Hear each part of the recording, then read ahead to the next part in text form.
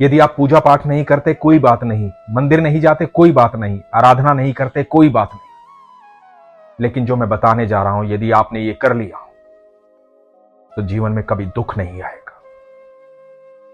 हरे कृष्ण दोस्तों, मैं हूं अनुज शर्मा। एक बार एक राजा था। राजा के प्रांगण में एक व्यक्ति आया। उसके पास 2 गायें थी। वो 2 गायें लेकर आया। उसने राजा को कहा कि महाराज, आपके राज्य में इतने विद्वान पुरुष हैं, आपके मंत्रिमंडल में इतने विद्वान पुरुष हैं, तो मैं आप सबसे एक बात जानना चाहता हूं। राजा ने कहा कि पूछो। इस व्यक्ति ने कहा कि मैं ये जानना चाहता हूं कि इन 2 गायों में मां कौन है और बेटी कौन है। तो राजा ने निरीक्षण किया, बड़े गौर से देखा। राजा की समझ में नहीं आई, क्योंकि दोनों गायें बिल्कुल एक जैसी दिखाई दे रही थी। तो राजा ने अपने मंत्रिमंडल में कहा, मंत्रिमंडल में जो सबसे बुद्धिमान था उसने निरीक्षण किया, लेकिन वो भी नहीं बता पाया कि मां कौन है और बेटी कौन है। मंत्रिमंडल के कई लोगों ने निरीक्षण किया, लेकिन कोई भी नहीं बता पाया कि मां कौन है और बेटी कौन है। राजा को इस बात का बड़ा अफसोस हुआ कि मेरे मंत्रिमंडल में एक भी बुद्धिमान व्यक्ति नहीं है, और स्वयं मुझे भी इस बात का ज्ञान नहीं है कि मैं ये बता पाऊं कि मां कौन है और बेटी कौन है। बड़ा साधारण सा प्रश्न था, और उस साधारण से प्रश्न का उत्तर नहीं दे पाए हम। उस दिन की सभा समाप्त हुई। जब सभा समाप्त हुई तो राजा के मंत्रिमंडल से जो सबसे बुद्धिमान मंत्री था वो अपने घर गया। बड़ा चिंतित था। उसकी पत्नी ने पूछा, क्या बात है, किस चिंता में हो, क्या हुआ? तो उस मंत्री ने बताया कि आज रात सभा में एक व्यक्ति आया था, 2 गायें लेकर आया था। उसने पूछा कि बेटी कौन है और मां कौन है। बड़ा साधारण प्रश्न था, हम सब ने देखा, लेकिन दोनों गायें एक जैसी दिखाई दे रही। कोई भी नहीं बता पाया कि बेटी कौन है और मां कौन। तो मंत्री की पत्नी ने कहा कि कल मुझे राजसभा ले चलना। तो मंत्री ने कहा कि ठीक है। अगले दिन की सुबह हुई, राज दरबार लगा। राजा से आज्ञा लेकर के मंत्री ने कहा कि आज मेरी पत्नी आई है, वो बताएंगी कि मां कौन है और बेटी कौन है। दोनों गायों को बुलाया गया। उस व्यक्ति को बुलाया गया जो गायें लेकर आया था। मंत्री की पत्नी ने दोनों गायों के सामने घास का एक एक टोकरा रखा। जब दोनों गायें घास खाने लगी तो थोड़ी देर बाद मंत्री की पत्नी ने कहा कि ये गाय मां है और दूसरी बेटी है। तो जो व्यक्ति गाय लेकर आया था उसने कहा कि आपने बिल्कुल सही कहा।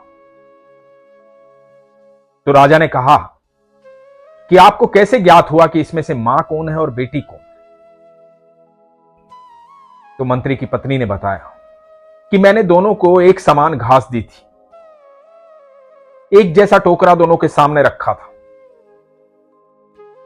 जो बेटी है उसने जल्दी जल्दी से अपनी घास खाई और घास खत्म होने के बाद अपनी मां के टोकरे में आ गई और वहां घास खाने लगी।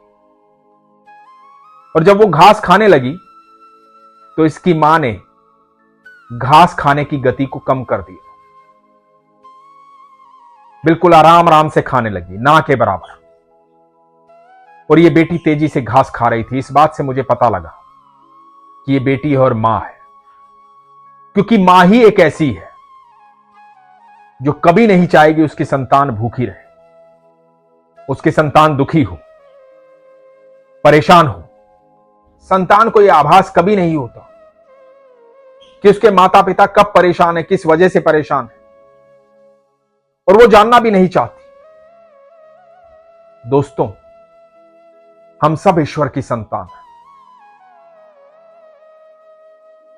हम सबको ईश्वर ने बनाया है, हम सब उसकी रचना है। हम कहते हैं ना कि हम भगवान की सेवा करते हैं, पूजा पाठ करते हैं, आराधना करते हैं। वो सब हम स्वार्थवश करते हैं। ताकि उसके संपर्क में रहें और हमारे काम पूरे होते रहे। लेकिन उसने जो कुछ भी दिया है ना, निस्वार्थ दिया है। ये सारी सृष्टि हमारे लिए बनाई है, निस्वार्थ बनाई है, क्योंकि वो हमसे बेहद प्रेम करता है, अत्यधिक प्रेम करता है। हम सब उसकी संतान है, हम सब उसकी रचना है। मैं आपको यकीन से कहता हूं, जिसने आपको धरती पर जन्म दिया, जो धरती पर लाने का कारण बनी, वो आपकी मां, आपके पिता। यदि सर्वप्रथम आप उनका सम्मान करेंगे, कभी कभार उनसे बैठ करके ये पूछ लेंगे कि मां आपको कोई दुख तो नहीं है, पिता आपको कोई दुख तो नहीं है, वो इसी बात से प्रसन्न हो जाएंगे। यदि आप कोई भी कार्य करते हैं और आप उस कार्य में अपने माता पिता की सलाह लेते हैं, भले ही सलाह की आवश्यकता है कि नहीं, फिर भी आप सलाह लेते हैं और उनको बताते हैं कि मैंने ये कार्य किया, यहां मुझे सफलता मिली, यहां मुझे असफलता मिली, ये मेरी दिनचर्या है, तो उनके दिल को बहुत सुकून मिलेगा, उन्हें प्रसन्नता मिलेगी, उन्हें खुशी मिलेगी। और वो खुशी आशीर्वाद स्वरूप आपके जीवन में कार्य करेगी, आपको प्रगति देगी, तरक्की देगी। आपके पास पूजा पाठ करने का समय है या नहीं है, कोई बात नहीं। आपके पास मंदिर में जाने का समय है या नहीं है, कोई बात नहीं। लेकिन आप एक बात हमेशा याद रखिएगा, आप उस ईश्वर से और अपने माता पिता से हमेशा वार्तालाप जारी रखिएगा, उनसे बातचीत करते रहिएगा। जब आप रोज उनको दिनचर्या बता करके घर से निकलेंगे ना, आप यकीन मानना, जब आप शाम को लौट करके घर वापस आएंगे तो आपके चेहरे पर मुस्कुराहट होगी और उसी सुखी मन से, खुश मन से आप माता पिता को, ईश्वर को सारी दिनचर्या बताइएगा कि किस तरह से आज दिन बीता। आपके जीवन में कभी दुख नहीं आएगा, क्योंकि आपके सारे मार्ग उनके आशीर्वाद से खुल चुके होंगे। आपके जीवन में कभी तकलीफ नहीं आएगी। एक मां ही होती है जो हमेशा चाहती है कि मेरी संतान तरक्की करे। एक पिता होता है जो हमेशा चाहता है कि मेरी संतान हमेशा खुश रहे, प्रसन्न रहे। जब हम छोटे होते हैं ना, हम बिस्तर गीला कर देते हैं,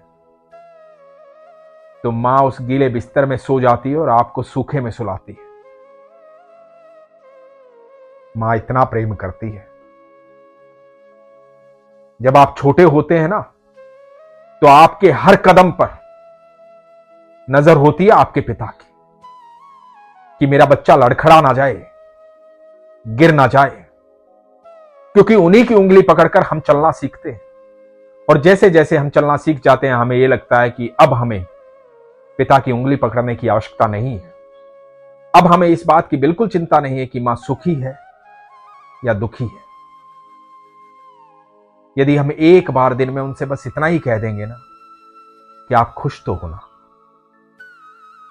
उनकी प्रसन्नता का ठिकाना नहीं रहेगा। यदि एकांत में बैठ करके ईश्वर से आप ये कह देंगे ना, हे प्रभु, सारे ब्रह्मांड की, अनंत ब्रह्मांड की आप चिंता करते हैं, अनंत ब्रह्मांड आप चलाते हैं, तरह तरह के लोगों की इच्छाओं को पूर्ण करते हैं, पर आप खुश तो हैं ना प्रभु। तो आप यकीन मानना, यदि आपने उनकी खुशी पूछ ली तो आपके जीवन में कभी दुख नहीं आएगा। तो माता पिता से, ईश्वर से बातचीत कीजिए और विश्वास रखिए कि वो हमेशा आपका भला चाहते हैं, आपसे प्रेम करते हैं, और उन जितना भला आपका दुनिया में कोई चाह नहीं सकता। इसीलिए हमेशा कहता हूं, अपने विश्वास को मजबूत रखिए, अपना ख्याल रखिए। हरे कृष्ण।